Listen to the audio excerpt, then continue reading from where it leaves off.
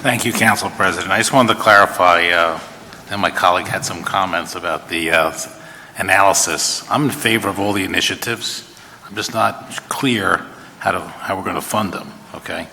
And I want to just give you my observations because I'm probably the least political person here. I come from the business community. In the 4 or 5 months I've been here, in business, when you need money, the first thing you do is you make yourself more efficient. You try to buy products cheaper. You try to figure out how to make efficiencies within labor cheaper. You put systems in place that save you money. And the last thing you do is you raise prices.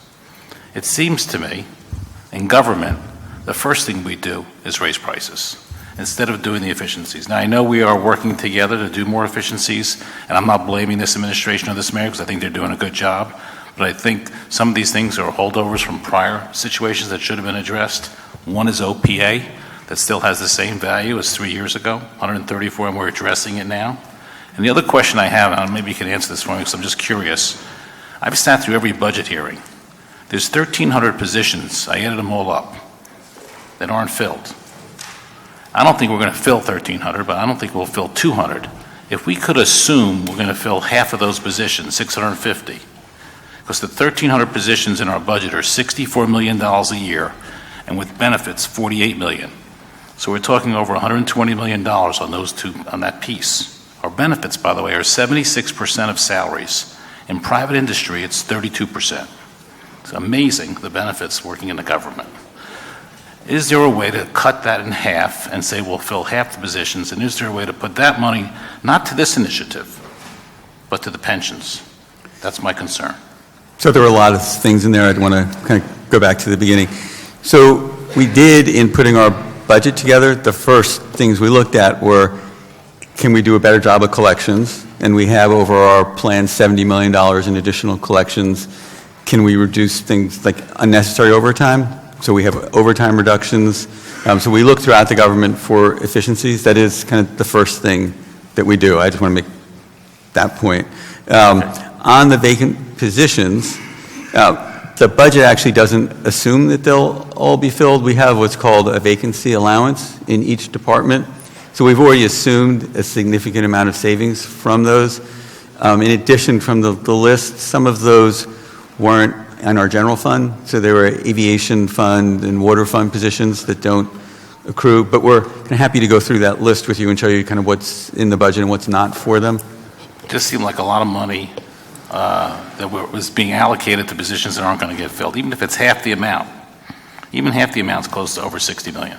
Yeah, and I just want to add to that, sometimes it's related to the timing of when that class, so for example, if you have a large police class or a large fire class that come in the fourth quarter of the year, we include their positions because they will eventually get filled, but then 3 quarters of the year they won't get paid, and so we use that in a vacancy allowance. And so there's often timing by each budget, and so there's a bit of an art and a bit of a science that goes into it based on what we think will get filled, and then we try and have that vacancy allowance reflect what we think is the reality.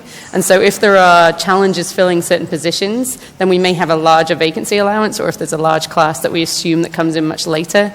And so we plan for that within the budget. We try not to allocate any additional funds that we don't think actually will get filled. But then at the same time, we want to, some of those positions are really critical and we want to fill them, and we're working through different processes to make sure they get filled because they really help the operations of the departments. Okay. I mean, I still think when you're dealing with a $4 billion budget, saving 2 or 3% is not difficult to do in general. Our big challenge is a large amount of fixed costs. And I think once you start removing the big fixed costs, which are things like the pension costs and our other kind of big fixed costs, when you start whittling it down, we actually have very limited flexibility despite the large size of our budget. And I think that's where, and we can have many more conversations about this, we kind of give this presentation on a regular basis, but once you start whittling down those big fixed costs that we don't have any control over, the amount of flexibility that we have as an administration and council is relatively small, despite the large size of the budget. But we have the court system president here who's testified that their fees haven't been raised since 1984. Yeah, and some of those fees, and we're actually going to we're doing a lot of analysis on those fees themselves. Some of those fees, there's only a portion of those fees that flow and remain in the general fund. Some of those fees flow directly to the court system. So we want to work with you and with the courts to understand those fees. We also have to make sure that for every fee that there's a real cost structure that we can align those fees to. So we need to do quite a lot of analysis to make sure. But that's definitely on our radar. We have about 3 or 4 departments that we want to work with on reviewing their fees. L&I, the Sheriff's Office, the courts, just to make sure, and we hopefully will introduce something in the fall to look at those fees, and we'll work with you on that. Just to be clear, we read a check for $56 billion out of our fund to the court system.